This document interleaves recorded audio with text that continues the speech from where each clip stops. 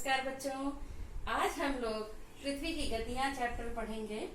बच्चों, क्या आप लोगों को पता है कि जिस पृथ्वी पर हम रहते हैं, चल रहे, फिर रहे, खेल रहे, कूद रहे, घूम रहे, टहल रहे हैं, वो गतिमान है और हम लोगों को पता ही नहीं चलता है।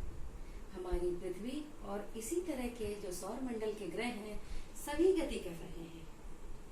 तो हम लोग देखते हैं कि हमारी पृथ्वी किस अवस्था में और किस प्रकार की गतियां करती है।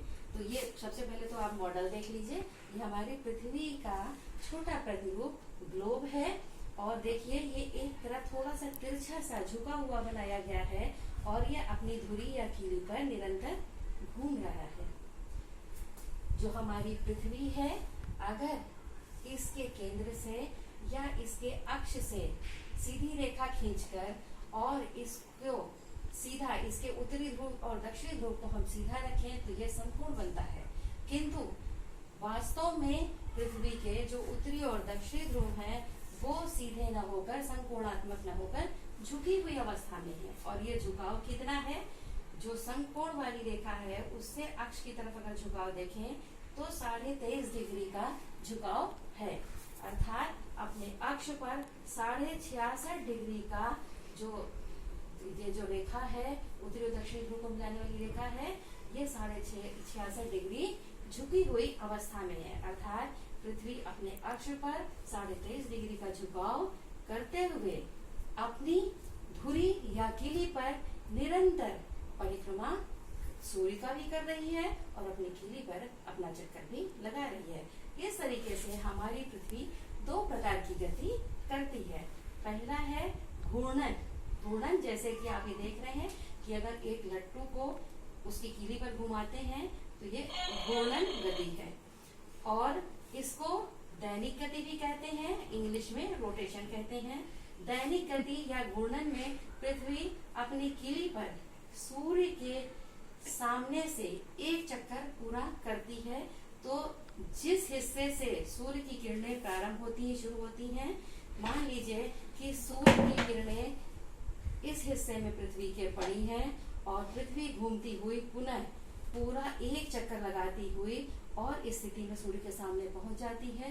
तो इतना समय जो लगता है वो 24 घंटे का समय होता है। इसे एक पृथ्वी दिवस भी कहते हैं। बच्चों, हमारी जो पृथ्वी है वो सूर्य से प्रकाश लेती है और चमकती है। उस पर दिन और रात जो होते हैं वो घूर्णन गति या दैनिक गति के कारण ही होते हैं। पृथ्वी पर, चूंकि हमारी पृथ्वी गोल है, इसलिए पृथ्वी पर सभी स्थानों पर सूर्य की किरणें एक साथ नहीं पड़ती हैं। बारी बारी से जो पृथ्वी का हिस्सा सूर्य के सामने पड़ता है वहां पर दिन होता है, फिर दोपहर होती है और फिर रात होती है। तो इस तरीके से पृथ्वी के जिन हिस्सों में सूर्य का प्रकाश पड़ा हुआ होता है, अर्थात वो रेखा जितने हिस्सों में सूर्य का प्रकाश आता है और पीछे का हिस्सा जहां प्रकाश नहीं होता है, वो 2 हिस्से प्रकाशमान और प्रकाशहीन हिस्सों को अलग करने वाली रेखा को प्रकाश वृत्त या सर्किल ऑफ इल्यूमिनेशन कहते हैं। जिसको आप इस चित्र में देख सकते हैं कि ये सूर्य की किरणें हैं और पृथ्वी हमारी झुकी हुई अवस्था में सूर्य के सामने है। तो जो सूर्य के सामने वाला हिस्सा है वो प्रकाशमान होता है और पीछे वाला हिस्सा प्रकाश रहित हो जाता है। तो जो रेखा या जो स्थिति, जो स्थान अंधेरे और प्रकाशमान को अलग करते हैं, उस जगह से खींची गई रेखा को प्रकाश वृत्त या सर्किल ऑफ इल्यूमिनेशन कहते हैं। पृथ्वी की जो दैनिक गति है, इसके कारण दिन और रात होते हैं और इससे ये भी पता चलता है कि जो हमारे चंद्रमा है या जो सूर्य है वो पूर्व में उगता हुआ और पश्चिम में डूबता हुआ दिखाई देता है, क्योंकि जो हमारी पृथ्वी है वो पश्चिम से पूर्व दिशा में गति कर रही है। दूसरी प्रकार की जो पृथ्वी की गति है वो है परिक्रमण या वार्षिक गति। इस तरह की गति में जो पृथ्वी हमारी है वो सूर्य का चक्कर लगाती है या परिक्रमा करती है।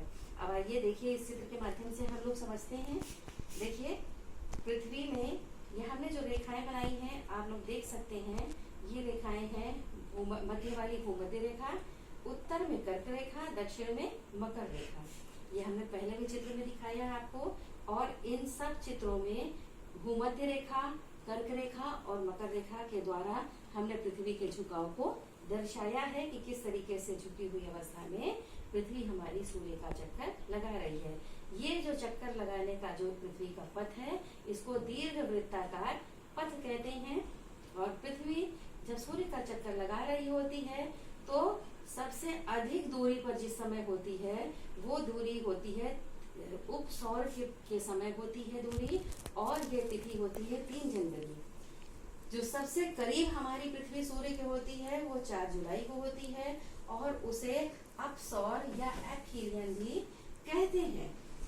आमतौर पर औसत रूप से जो हमारी पृथ्वी है वो सूर्य से 15 करोड़ किलोमीटर दूर है बच्चों। तो इस तरीके से हम देखते हैं कि दीर्घ वृत्ताकार परिपथ पर हमारी पृथ्वी सूर्य का चक्कर निरंतर झुकी हुई अवस्था में लगा रही है। जो हमारी पृथ्वी परिक्रमण गति करती है, इसके प्रभाव से हमारे जो पृथ्वी पर ऋतुओं में परिवर्तन होता है, और दिन और रात की जो अवधि है जो छोटी और बड़ी होती रहती है, उस पर भी असर पड़ता है। तो बच्चों, अब हम लोग इसके बारे में और जानेंगे आगे कि किस तरीके से ऋतु परिवर्तन होता है और दिन और रात की अवधि कम या ज्यादा होती है। हाँ तो बच्चों, मैं ऋतु परिवर्तन की बात कर रही थी। इस चित्र को मैंने क्लियर किया है, आप लोग देख रहे हैं। मध्य में सूर्य है और इसके चारों ओर दीर्घ वृत्ताकार पृथ्वी का परिपथ बनाया है। आप देख रहे हैं जो उत्तरी और दक्षिणी ध्रुव से पृथ्वी का झुकाव दिखाया गया है चारों स्थितियों में। और उत्तर में कर्क रेखा, भूमध्य रेखा, मकर रेखा। इसी तरीके से उत्तर में कर्क रेखा, भूमध्य रेखा, मकर रेखा, कर्क रेखा, भूमध्य रेखा और मकर रेखा, और फिर यहाँ पर भी कर्क रेखा, भूमध्य रेखा और मकर रेखा। बच्चों, जो सबसे पहले हम शुरू करते हैं 22 दिसंबर से। 22 दिसंबर को हम लोगों के यहाँ, हम लोग कहाँ रहते हैं? उत्तरी गोलार्ध में। उत्तरी गोलार्ध मतलब भूमध्य रेखा के उत्तरी क्षेत्र में रहते हैं। तो यहाँ पर हमारे यहाँ शीत ऋतु होती है। क्यों शीत ऋतु होती है? जरा अब आप गौर से देखिए कि जो हमारी सूर्य की किरणें हैं वो देखिए,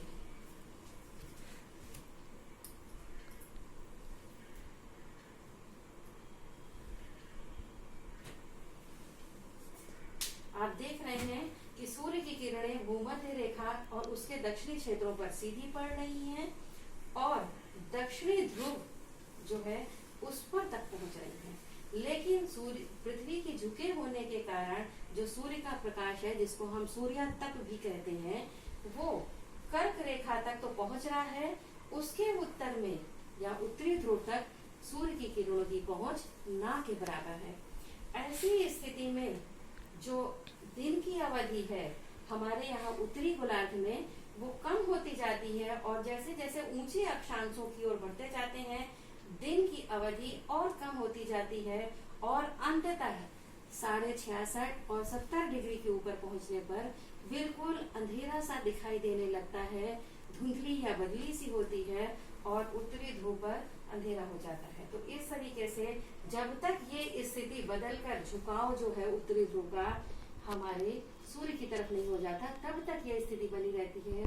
तो इस तरीके से ध्रुवों पर जो उत्तरी ध्रुव है खासतौर से इस समय 6 महीने का लगभग अंधेरा हो जाता है, अंधेरे में डूब जाता है। तो उत्तरी गोलार्ध में शीत ऋतु हो जाती है। इसके विपरीत जो दक्षिणी ध्रुव है वो निरंतर सूर्यातप पाता है, और दक्षिणी गोलार्ध के हिस्से सूर्य की गर्मी पाते हैं। यहाँ पर दिन की अवधि ज्यादा होती है, और दक्षिणी गोलार्ध के हिस्सों में ग्रीष्म या गर्मी की ऋतु होती है। अब पृथ्वी हमारी चक्कर लगाते हुए जनवरी, फरवरी और मार्च तक आते आते सूर्य के, देखिए बच्चों हमने जो ऊपर बनाया है ये सूर्य के ठीक पीछे वाली स्थिति है। तो इस स्थिति में जो सूर्य है उसकी किरणें बिल्कुल भूमध्य रेखा पर सीधी पड़ती है, और दक्षिण में मकर रेखा, उत्तर में कर्क रेखा पर भी बराबर से पड़ती है। तो ऐसी स्थिति को विषुव या इंग्लिश में इक्विनॉक्स कहते हैं। और चूंकि उत्तरी गोलार्ध में बसंत की ऋतु इस समय होने लगती है तो इसको कहते हैं बसंत विषुव। और इसके विपरीत दक्षिणी गोलार्ध में शरद ऋतु या शिशिर होती है, आने लगती है, तो उसको कहते हैं शिशिर विषुव। तो 21 मार्च को दिन और रात बराबर होने लगती है, अर्थात भूमध्य रेखा पर सूर्य की किरणें पड़ने के कारण कर्क रेखा और मकर रेखा पर भी बराबर से सूर्य की किरणें पड़ती हैं, विषुव की स्थिति होती है। इसलिए उत्तरी गोलार्ध और दक्षिणी गोलार्ध में दिन और रात की अवधि 12-12 घंटों की लगभग हो जाती है और समान हो जाती है।